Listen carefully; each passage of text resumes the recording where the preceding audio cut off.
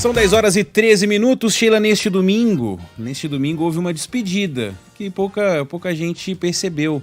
É a despedida dos radares móveis escondidos. Pois é, isso a gente já vinha noticiando, há uma proibição desse tipo de autuação, que foi determinada pelo Conselho Nacional de Trânsito, estava lá no início de outubro, publicado no Diário Oficial da União, mas aqui em São Paulo, o governador João Dória também já havia editado uma regra nesse sentido, né, sancionado um projeto nesse sentido, e agora a gente vai entender o que é lei federal, o que vale para as rodovias estaduais. Estamos com o capitão Cláudio Capelari, ele é porta-voz da Polícia Militar Rodoviária do Estado, está na ponta da linha. Bom dia para você, capitão, obrigado, viu, por atender a Band News FM, como vai? Bom dia, Sheila Magalhães e Ivan Brandão. É uma satisfação poder falar com os ouvintes e telespectadores da Band News. Estamos à disposição aqui para eventuais dúvidas por parte dos usuários. Pois é, capitão, eu queria começar meio que colocando, dando nome aos bois mesmo, né? A gente tem uma resolução do CONTRAN, a gente tem essa resolução que está publicada no Diário Oficial aqui do Estado, né? Sancionada pelo governador João Dória. O que vale para nós aqui no Estado de São Paulo em relação aos radares móveis? E se já está valendo também essa despedida, né, dos radares sem o aviso, né, sem a sinalização? Bem, como é notório, então foi publicada a resolução do CONTRAN 798 de 2020 e, em linhas gerais, é uma resolução que ela trouxe critérios mais técnicos, principalmente dando uma transparência maior no tocante a fiscalizações de velocidade. No que concerne a sua pergunta, esse projeto de lei, que na verdade já é lei, né, e publicado aqui no Diário Oficial de São Paulo, ele estabeleceu, na verdade, um prazo de 90 dias para que os órgãos estaduais, em seus sítios na internet, no seu site, colocassem as informações de onde estão os pontos de radares fixos e portáteis. Essa legislação aqui em São Paulo, ela só tem aplicabilidade para o Departamento de Estradas de Rodagem, que é o DR, e é o responsável pelas rodovias estaduais do Estado de São Paulo. Entretanto, como a resolução do CONTRAN, que eu acabei de mencionar, ela prevê que essa informação ela deva ser colocada de forma antecipada, ou seja, antes do início de cada operação, o DR de São Paulo obedeceu essa regra e desde ontem, no seu site, na internet, estão difundidos para todo o público, onde nesse momento, nas rodovias estaduais, existem radares fixos e portáteis em operação. Agora, capitão, ainda há muitas dúvidas aqui dos nossos ouvintes em relação a isso, ou seja, há esse prazo de 90 dias para que sejam comunicados onde estão esses radares. Nesse prazo, ou seja, como ficam esses radares? Ainda assim, mesmo não estando avisados, mesmo havendo esse prazo de 90 dias, não se pode utilização de radar móvel, ou pode, dentro desse prazo do que seria uma espécie de regulamentação?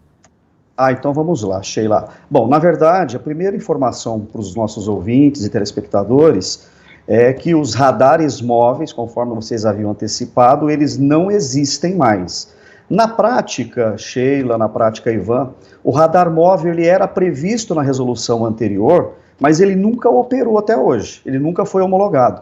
Exemplificando, seria um radar em que estaria dentro de um veículo de fiscalização em movimento, fiscalizando as velocidades nas vias, seja urbanas ou rurais. Então, a resolução anterior previa a possibilidade de ter esse radar e a atual resolução, ela sacramentou dizendo que ele não existirá mais. Bom, um outro tipo de radar que era previsto na resolução anterior, que era o chamado radar estático, ele também deixou de existir, né? Por quê? Porque o portátil hoje ele tem uma tecnologia melhor e ele já detém na sua característica original os critérios técnicos que estimam o estático. Então nós passamos a ter dois tipos de radares só, o fixo e o portátil, ok? Nesse sentido, esses dois radares são os que estão, então, regulamentados.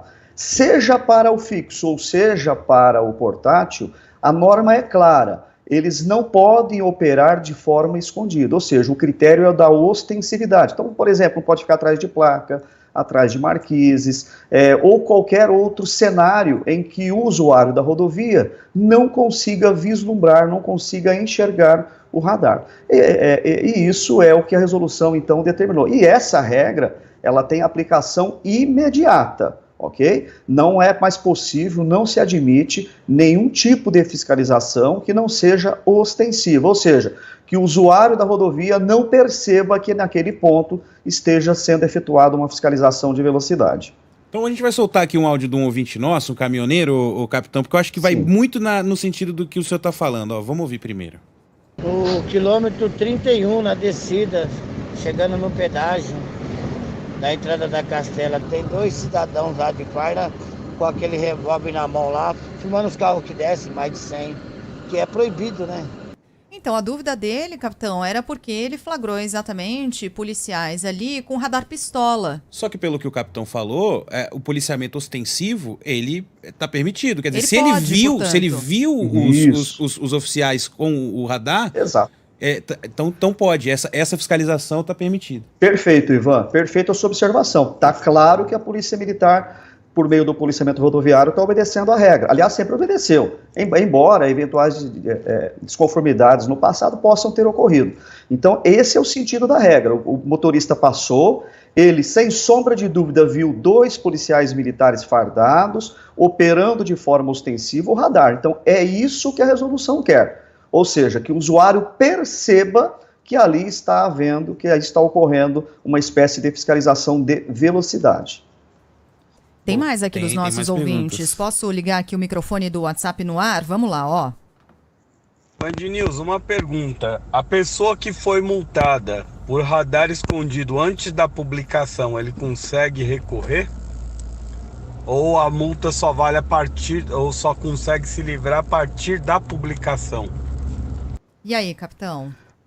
Ótima pergunta. Ele vai ter que realmente entrar com recurso de trânsito junto ao órgão responsável, e é importante ressaltar que na resolução anterior, em nenhum momento ela permitia que se operasse de forma escondida, mas ela não trazia uma regra muito clara, né? Então, é passível sim de recurso junto aos órgãos de trânsito. Eu entendo que ele pode recorrer sim, no tocante à observação que ele fez. Aliás, a tendência é que esse tipo de recurso seja até mais fácil de ser analisado com a publicação e a publicidade, né, desses pontos. Quer dizer, eu fui multado na rodovia X. Se você entrar lá no dia que você foi multado e não tinha na descrição lá que haveria ali um radar, que haveria ali um policiamento, você já consegue, de alguma forma, fazer esse recurso ficar melhor. Mas tudo vai depender aí da análise, né? Nossa, muitas perguntas. Olha, tem pergunta aqui do Fernando de Ibiúna. Só vale para radares nas rodovias? Dentro das cidades não vale?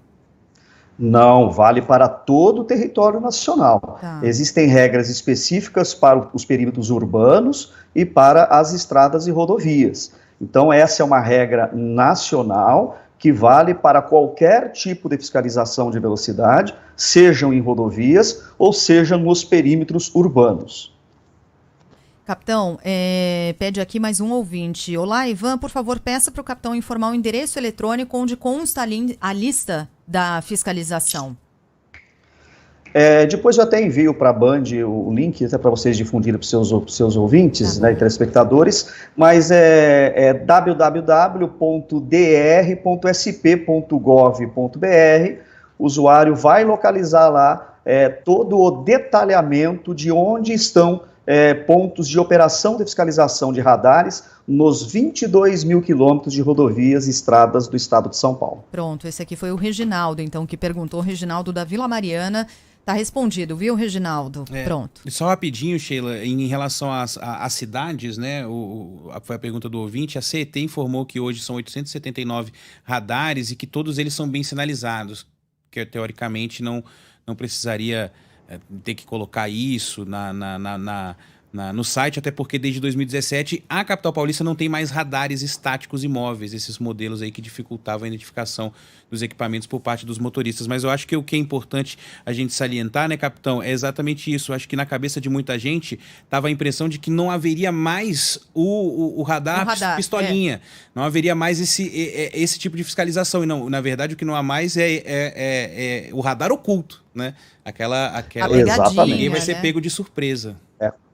Exatamente. Uma outra regra importante também, né, Sheila, Ivan, é que pelas novas regras, somente agentes de trânsito, ou seja, funcionários públicos, poderão operar o radar portátil. Não se admite mais aquela chamada terceirização da fiscalização, né, onde ali um funcionário de uma empresa privada, ele operava. Então, hoje, o radar portátil, esse de espécie pistola, ele só pode ser operado por agentes de trânsito e pelos policiais militares.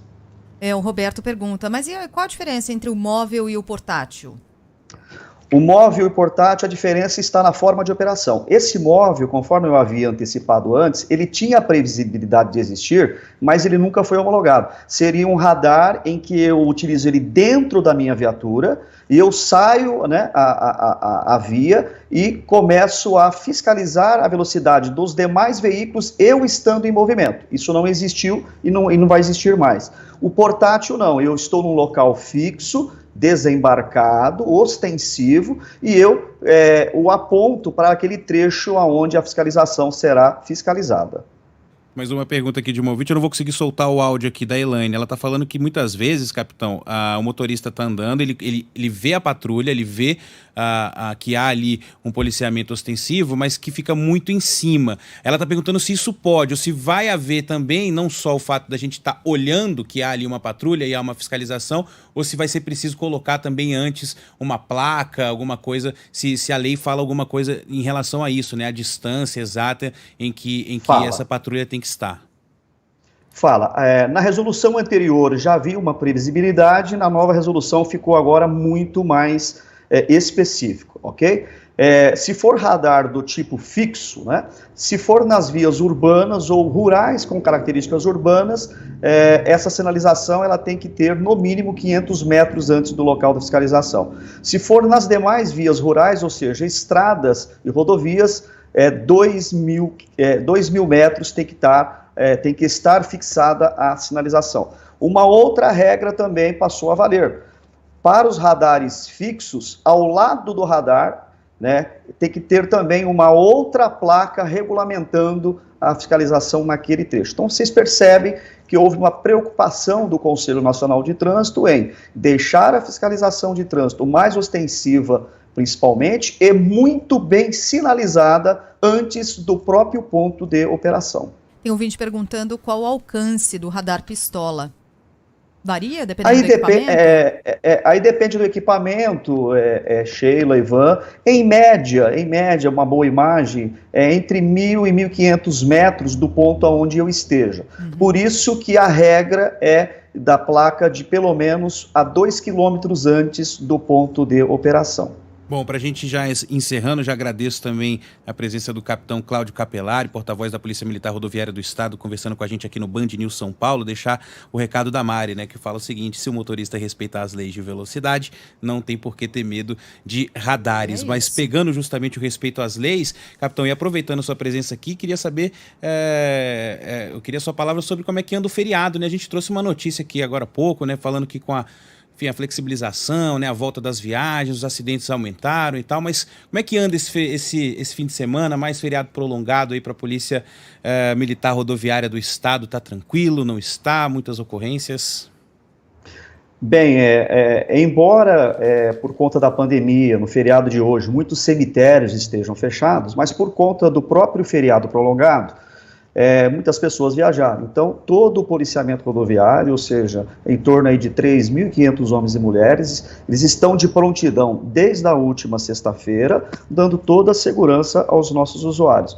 No momento, não temos nenhum registro de uma ocorrência grave que mereça um destaque.